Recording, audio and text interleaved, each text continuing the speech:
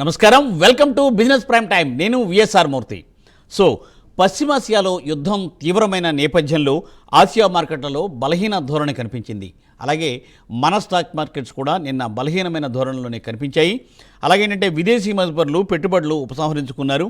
డాలర్తో పోలిస్తే రూపాయి విలువ 56 పైసలు కోల్పోయి జీవనకాల కనిష్ట స్థాయి 92.05 వద్ద క్లోజ్ అయింది.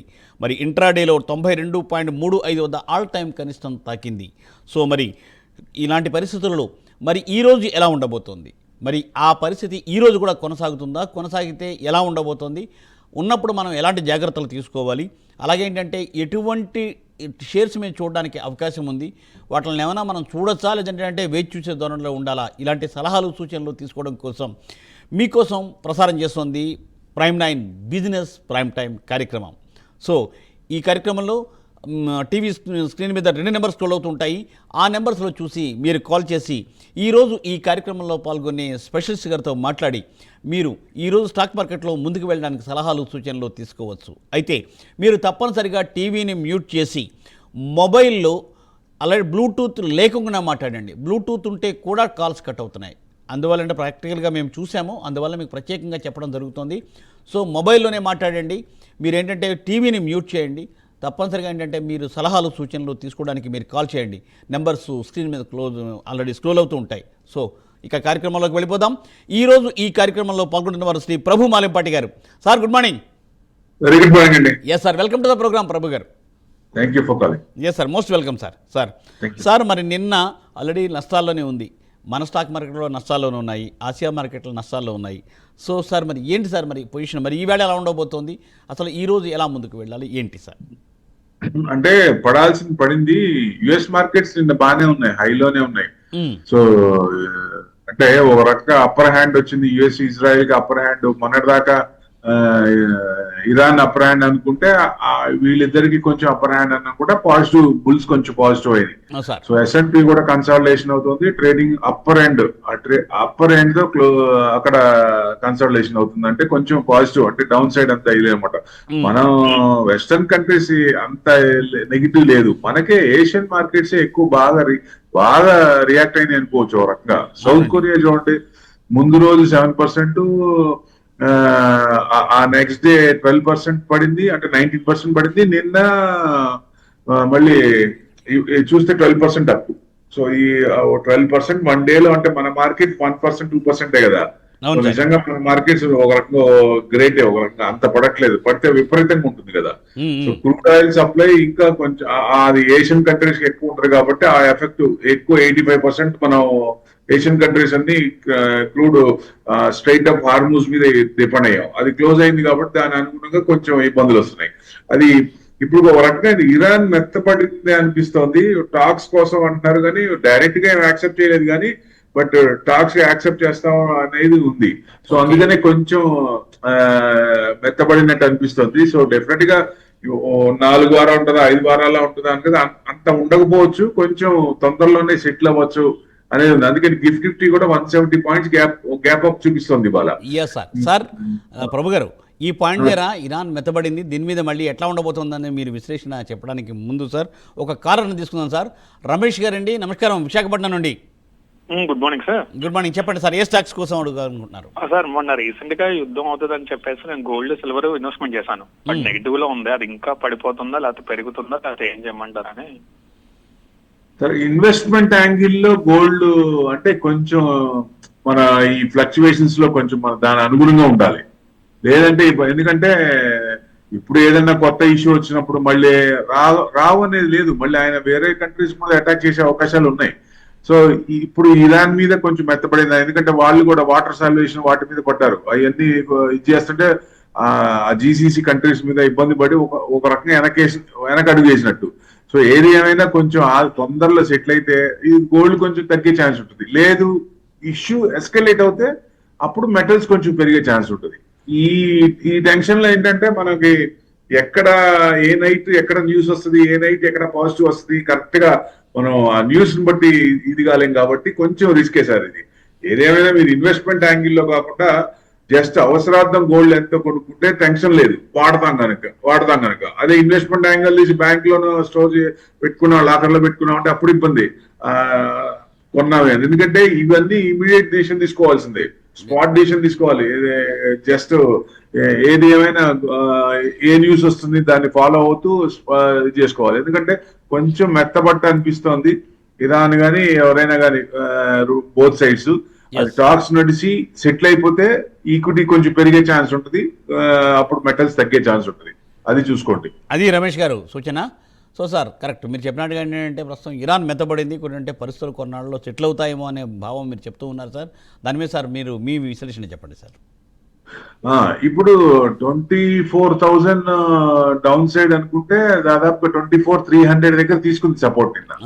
సో అది ఇవాళ మటుకు 24,600 అబౌవ్ క్లోజ్ అవ్వాలి. అప్పుడు కొంచెం మనకి కొంచెం పాజిటివ్ వైబ్స్ వస్తాయి, పాజిటివ్ సిగ్నల్ ఇచ్చినట్టు లెక్క. 24,600 అబౌవ్ అంటే క్లోజింగ్ అంటే ఓపెనింగ్ అబౌవ్. ఇప్పుడు నిఫ్టీ 170 పాయింట్స్ అంటే అబోవే కొంచెం రావచ్చు, కానీ నిలబడుతుందా లేదా, 24,600 అబౌవ్ నిలబడుతుందా లేదా అనేది ఇంపార్టెంట్. సో మెయిన్ అదనమాట. సో మనకి హై అంతా 26,400, 373 అనుకోండి, 26,373, 400 రౌండ్ ఫిగర్ అంటే 10% ఫాల్, 2,400 అంటే 2,400 కి వచ్చింది. అక్కడ 2,400 దగ్గర 100 ఆ రేంజ్ లో సపోర్ట్ అంటే S1 S2 సపోర్ట్ అనుకోవచ్చు, 24,600 సపోర్ట్ అనుకోవచ్చు, ఫస్ట్ సపోర్ట్. ఇది మెయిన్ చూడాలండి. నార్మల్ గా 10% అంటే పెద్ద కరెక్షన్, 10% బిలో అంటే it's not a correction, 10% above అంటేనే కరెక్షన్. మనకి అంత ఇది లేదు, ఆ న్యూస్ డ్రైవ్ అవుతుంది కాబట్టి దాని అనుగుణంగా ఉంది. ఏదేమైనా ఇవాళ 24,600 అబోవ్ క్లోజ్ అవుద్ది అని కొంచెం పాజిటివ్ న్యూస్ అయితే కనపడుతున్నాయి. ఎందుకంటే Iran trying to negotiate with US అనేది అఫీషియల్ గా అయితే డినై చేశారు, బట్ మామూలుగా అయితే న్యూస్ టాక్స్ నడుస్తాయి, తొందరలోనే ఇది కావచ్చు అనేది ఎక్స్పెక్టేషన్. నిజంగా కనుక అది అయితే నిఫ్టీ 5 to 6 వార్ ఆగిపోయిందని న్యూస్ వస్తే 6 to 7% మార్కెట్ 1 day లోనే పెరిగే అవకాశాలు కూడా ఉన్నాయి. అదే అంటే మామూలుగా స్టెప్ బై స్టెప్ ఉందా చిన్న చిన్నగా పెరుగుద్ది, లేదు పూర్తిగా ఆగిపోయింది ఇక వార్ లేదు అంటే మటుకు ఆ డేలోనే 5 to 6%, 5 to 8% తీసుకోవచ్చు. We can expect that. అలా పెరిగే ఛాన్స్ కూడా ఉన్నాయి, జంప్ అయ్యే అవకాశం ఉంది. ఎందుకంటే ఆయన తెలిసింది కదా టెంపర్తనం ఎప్పుడు ఎంత ఉంటుంది. ఎందుకంటే ఇద్దరిని తట్టుకుని నిలబడి వాళ్ళు చోక్ పాయింట్స్ కరెక్ట్ గా వాటి మీద కొడుతున్నారు వాళ్ళు, ఇరాన్ వాళ్ళు. దెబ్బకు దిగి వచ్చినట్టు ఒక రకంగా చూస్తే. ఎందుకంటే ఎంబటే తీసేయచ్చు అనేది 2-3-4 వారాలు అవుతుంది, ఆయనే మళ్ళీ చెప్పాడు 1 week లో అయిపోతుంది అనుకున్నది. ఆయనకి భయం వేసి అదే ఇంకా ఎక్స్టెండ్ అని. ఎందుకంటే హౌతీస్ కానీ ఈ వీళ్ళు కానీ హమాస్ కానీ వీళ్ళందరూ జాయిన్ అవుతున్నారు, వాళ్ళ దగ్గర కూడా మిసైల్స్ ఉన్నాయి, అవి కూడా కంటిన్యూ అయితే ఇంకా పెరిగే ఛాన్స్లు ఉంటాయి. కాబట్టి నిన్న నైట్ దాకా కొంచెం ఇది అనిపించే, నిన్న నైట్ నుంచి కొంచెం మార్పులు వచ్చేసరికి యుఎస్ మార్కెట్స్ కూడా బాగానే పాజిటివ్ క్లోజ్ అని, నిఫ్టీ కూడా పాజిటివ్ ఉంది. సో చేంజెస్ అనేది పాజిటివ్ వచ్చినప్పుడు ఒకేసారి వస్తాయండి, అది నెగిటివ్ కూడా ఏకదమ్ వస్తుంది. సో అనేది మనకి మార్కెట్ పెద్ద రియాక్ట్ కావట్లా, ఎందుకంటే నిఫ్టీ కంటే బ్యాంక్ నిఫ్టీ ఎక్కువ పడింది. ఎందుకు అంటే ఆల్రెడీ పెరిగింది కదా, బాగా పెరిగింది కాబట్టి. ఫస్ట్ మళ్ళీ మార్కెట్ పెరిగినప్పుడు ఫస్ట్ రియాక్ట్ అయ్యేది కూడా bank Nifty, banking and financials అవే పెరుగుతాయి ముందు, అదే చూసుకోవాలి ఎవరైనా. సో ఏదైనా ఫిబొనాచి సిరీస్ ప్రకారం చూసుకుంటే మీకు 38% అని మీకు 24,600 ఉంది.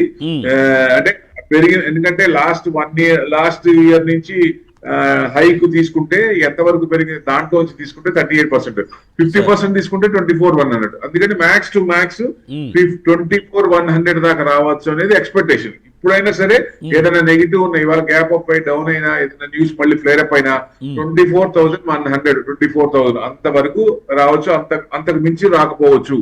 ఏది పైకి పెరగాలంటే మటుకు 24,600 అబోవ్ రావాలండి. Right sir. అయితే ఇలాంటి సందర్భంలో అంటే జనరల్గా ఏంటంటే కొద్దిగా క్యాష్ రెడీ పెట్టుకుంటేనే బెటర్ ఏమో మదుపర్లు, కదా సార్, వెయిట్ చేసి సరిగ్గా మీరు 100% చెప్పినట్టుగా. ఎప్పుడైనా సరే మార్కెట్ పడినప్పుడు క్యాష్ రెడీగా పెట్టుకోవాలి, ఎక్కడ sir. కొనాలనేది. ఎందుకంటే కొన్ని స్టాక్స్ పెరుగుతాయి కదా, బాగా మంచి మంచి స్టాక్స్ పడతాయి, కొన్ని తగ్గుతుంటాయి, కొన్ని పెరుగుతుంటాయి. Exactly. ఆ పడ్డ స్టాక్స్ లో మంచి స్టాక్స్ చూసి పెట్టుకోవాలంటే డెఫినెట్ గా మళ్ళీ బ్రేక్అవుట్ అవడానికి ఛాన్స్ ఉంటుంది. సో డౌన్ సైడ్ కన్సల్టేషన్ తీసుకొని మళ్ళీ బ్రేక్ ఈవెన్ లెవెల్స్ దాటిన తర్వాత బ్రేక్అవుట్ అయ్యే ఛాన్స్ ఉంటాయి. ఉంటుంది. అలాంటివి తీసుకోవచ్చు. అలాంటి తీసుకొని పెట్టుకుంటే డెఫినెట్ గా మంచి ఈ డిస్కౌంట్ కూడా మనకి క్రెడిట్ అవుతుంది. ఏదైతే మార్కెట్ పడిందో మామూలుగా వచ్చే దానికంటే ఇది యాడ్ అయినప్పుడు ఎక్కువ ప్రాఫిట్స్ వచ్చే అవకాశాలు ఉంటాయి. అందుకే నేను పదే పదే చెప్పేది, మార్కెట్ పడినప్పుడు భయపడాల్సిన పని లేదు. తమిళియన్స్ కి అమావాస్యలో ఇన్వెస్టర్స్ కి మార్కెట్ పడినప్పుడు అవకాశం, Okay. అది ఆ అవకాశాన్ని సద్వినియోగం చేసుకోండి అని చెప్పేది. Okay okay right sir. Sir మరొకటి అండి, ఒక చిన్న ఇది సార్, ఫెడ్ చైర్మన్గా కెవిన్ వార్ష్ని ఆయన ట్రంప్ నామినేట్ చేశాడు కదా. సో సార్ మరేంటంటే అయితే ఏంటంటే సెనేట్ ఆమోదం పొందితే 4 ఏళ్ల పాటు ఈయన పదవిలో ఉంటారు అంటున్నారు. సో సార్ ఇది ఎలాగ ఇంపాక్ట్ ఏమైనా ఉండొచ్చా జనరల్గా? అది అక్కడ యూఎస్ మార్కెట్ మీద కానీ మన మీద కానీ ఏమైనా ఇంపాక్ట్ ఉండే అవకాశం ఉండిందా? ఎందుకంటే అతను ఆయన మనిషి కదా, అందువల్ల. అంటే ఇప్పుడు మెయిన్ వాళ్ళ అనుకూలం పెట్టుకున్నప్పుడు వాళ్ళు ఏం చెప్పారో దాని ప్రకారంగా చేయాలి. అవును అవును సార్.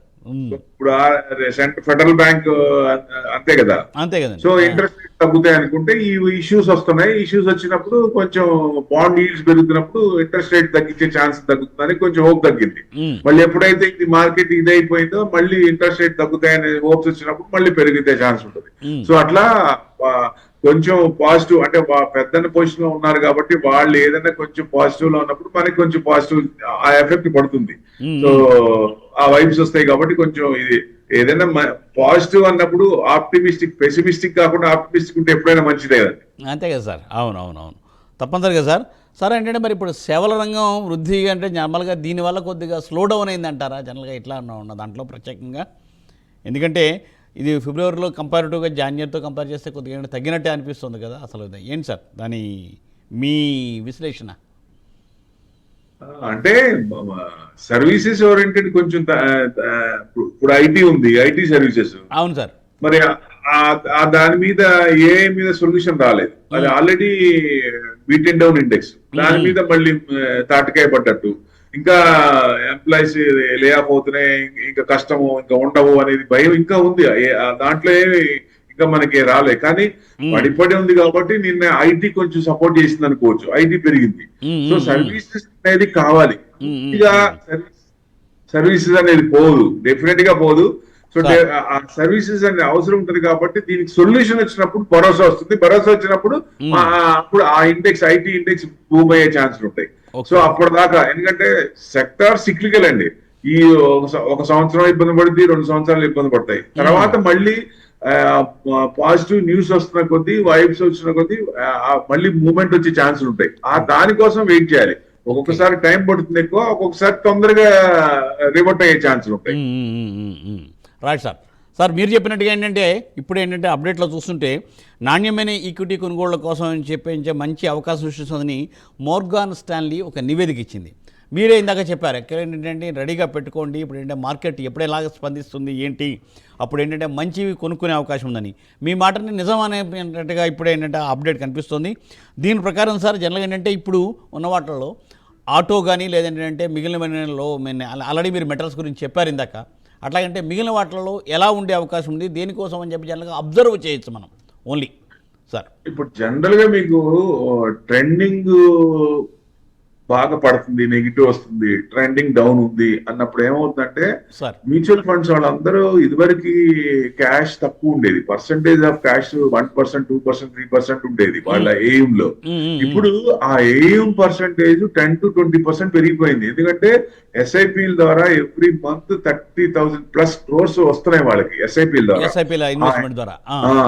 ఆ అమౌంట్ ఏం చేస్తారు, మార్కెట్ పడినప్పుడు అవకాశాన్ని సద్వినియోగం చేసుకుంటారు.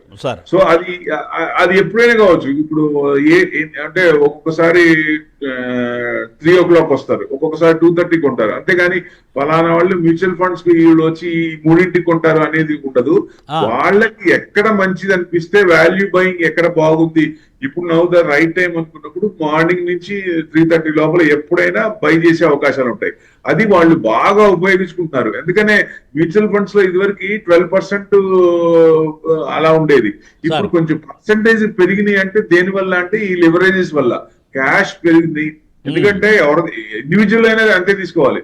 మనకున్న క్యాపిటల్ మొత్తం పెట్టేశాం, మళ్ళీ మార్కెట్ పడింది, డబ్బులు లేనప్పుడు మెలకుండా కూర్చోవాల్సిందే.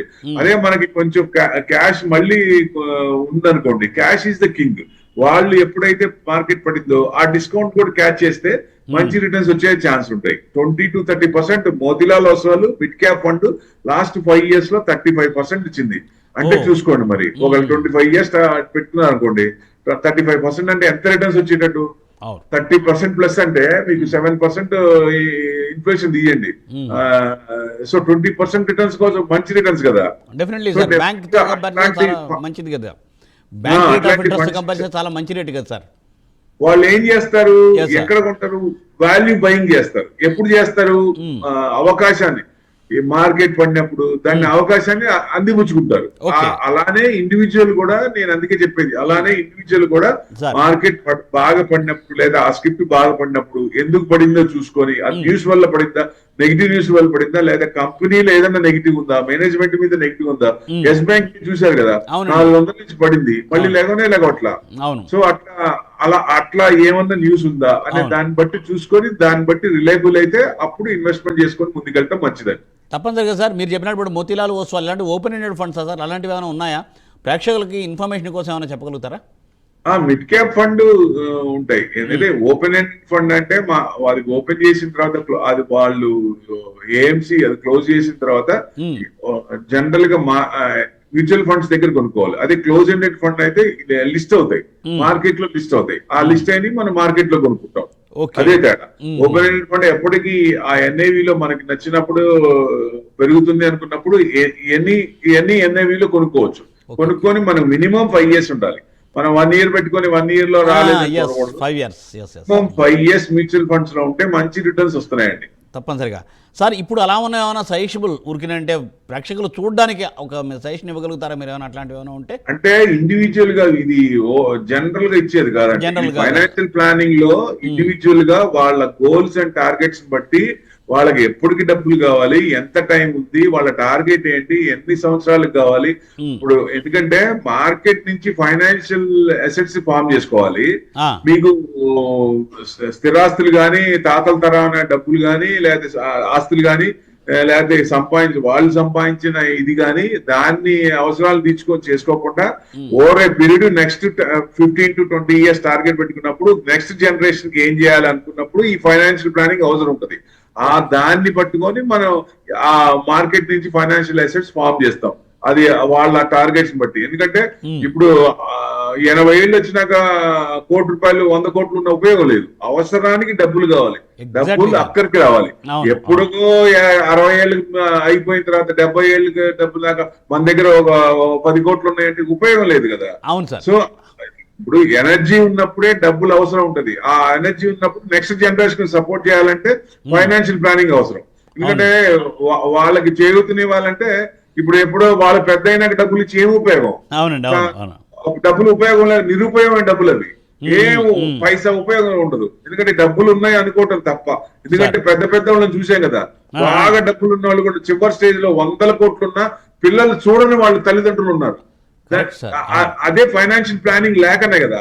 సో అదే ఫైనాన్షియల్ ప్లానింగ్ ఉంటే చివరి ఎండ్ దాకా మొత్తం ఏదైనా సపోర్ట్ లెవెల్స్ తో ఉంటుంది. అంటే డబ్బు కోసమే అని కాదు, రిలేషన్స్ వాల్యుయేషన్స్ కూడా ఉన్నాయనుకోండి, డబ్బుతో యాడ్ అయితే ప్లస్ పాయింట్ అవుతుంది. తప్పనిసరిగా ఆర్థికంగా ఏంటంటే స్ట్రాంగ్ గా ఉంటే అది మనోధైర్యం కదండి. మనోధైర్యంతో తప్పనిసరిగా ఏంటంటే ఇప్పుడు ఒక 10 లక్షలు ఉన్నాయి, మీ ఆలోచనలు ఒక రకం ఉంటాయి. ₹1,00,00,000 ఉన్నాయి, మీ ఆలోచనలు ఒక రకం.